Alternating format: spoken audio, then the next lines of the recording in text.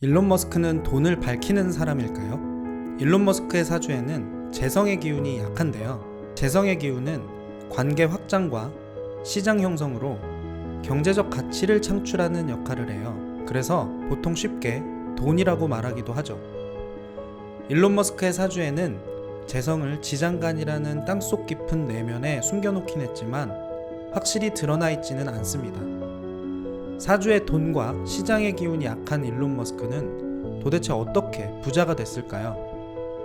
그 비결은 바로 돈보다 더 원대한 비전이었습니다.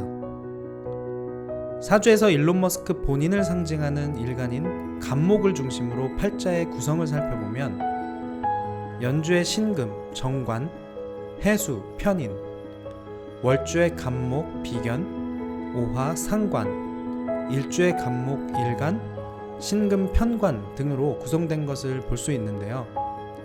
시주는 알 수 없지만 결핍된 오행이 하나 있습니다. 그것은 바로 토기운이죠. 바로 이 토기운이 간목인 일론 머스크에겐 돈 혹은 시장을 의미하는 재성의 기운이에요. 물론 지지의 이면에 있는 지장간, 간목의 갑기합토 운동 등 작용이 전혀 없는 것은 아닙니다. 하지만 분명하게 드러난 것에 비해 기운이 약한 것이죠. 태어난 시간에 재성을 가졌을 수도 있겠지만 일론 머스크의 실제 삶을 살펴봐도 사업의 목적이 단순히 부자 되는 것이 아니었음을 알 수 있습니다. 또한 재성은 육친으로 아버지를 의미하는데 일론 머스크가 아버지를 끔찍한 인간이라고 비난한 것은 공공연한 사실이죠. 이런 사실들로 미루어 보아 그의 삶은 재성의 작용이 좋았다고 보기는 어려울 것 같습니다. 재성보다는 사주 간목의 기운인 새로움을 추구하는 욕망이 그를 일하게 하는 원동력이었죠. 새로운 세상, 새로운 시작, 새로운 희망 등을 현실화시키는 것, 그를 통해 인류의 미래가 지속 가능하도록 하는 것이 그의 원대한 염원이었던 겁니다. 너무나 괴짜 같은 그의 사업 아이디어들은 자신조차도 성공 가능성이 희박하다고 말할 정도였는데요. 그렇기 때문에 당장 돈이 될지 안 될지 계산하는 재성적 마인드론 그 엄청난 사업들을 구상조차 할 수 없었을 겁니다. 인류를 위해 반드시 해내야 한다는 의무감으로 우주로켓, 전기자동차, 인공지능 같은 사업들을 일구어 온 것이죠. 어찌 보면 새싹을 닮은 기운인 간목답게 순수한 열정이라고 볼 수도 있습니다. 그 순수한 열정으로 사기꾼이라는 세간의 평가를 잠재우며 손대는 모든 사업을 성공시키고 있죠. 그야말로 산업지형을 송두리째에 바꿔놓고 있다고 해도 과언이 아닙니다. 일론 머스크가 대학생이던 1990년대 초반, 세상은 인터넷의 상업적 이용이 허락되면서 보다 적극적으로 인터넷을 활용할 방법에 주목하고 있었습니다.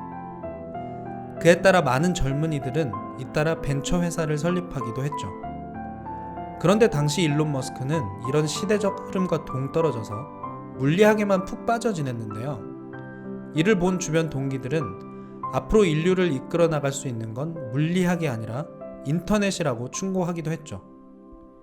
이에 일론은 머지않아 전 세계로 보급된 인터넷이 모든 사람들의 생활 방식까지 바꾸게 될 것은 이미 알고 있다고 답했습니다.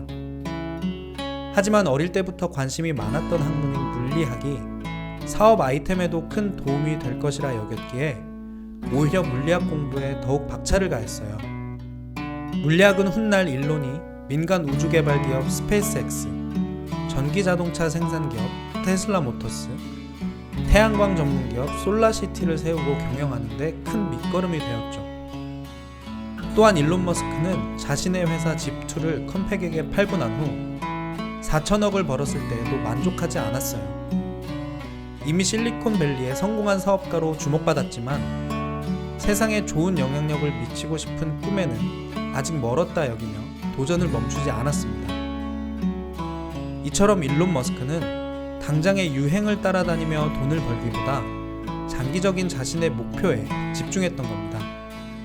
이런 그의 삶의 태도가 미래의 사업적인 차별화를 만드는 자산이 되어준 것이죠. 사주에서 돈에 대한 욕망이 모든 것에 앞서 있는 사람들은 이런 장기적인 플랜을 만들어 나가는 데 취약할 수 있어요. 나름 원대하고 장기적인 목표를 갖고 일을 시작해도 갑자기 불어닥친 유행에 휩쓸려 버리기 일쑤죠. 만약 사주가 재성이 강하면서 자존감이 약한 형태라면 당장의 손익이나 유행에 줏대 없이 휩쓸려 이도저도 안 되는 상황이 반복될 수 있습니다. 이런 현상을 사주 이론에선 제다신약이라고도 하죠. 유행을 따라다니기보다 어떻게 유행을 만들어낼 수 있을지 깊은 탐구를 해보는 것은 어떨까요? 사주에 재성이 있는지 없는지는 중요하지 않습니다.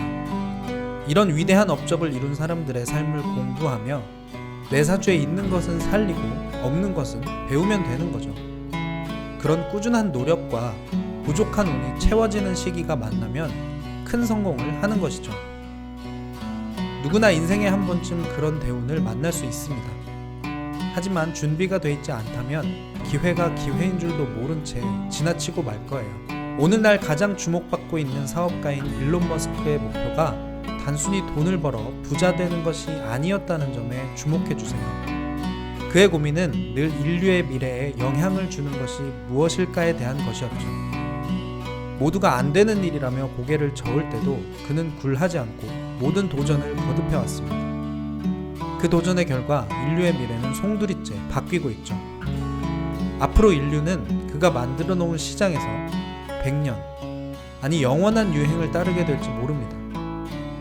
사주를 적극적으로 활용하고 경영한다면 유행을 쫓는 것을 넘어 새로운 유행을 만들어내는 실력을 갖추실 수 있습니다. 주변의 수많은 유혹에 흔들리지 마시고 자신의 길을 묵묵히 걸으시기 바라며 이만 마치겠습니다. 지금까지 시청해 주셔서 감사합니다.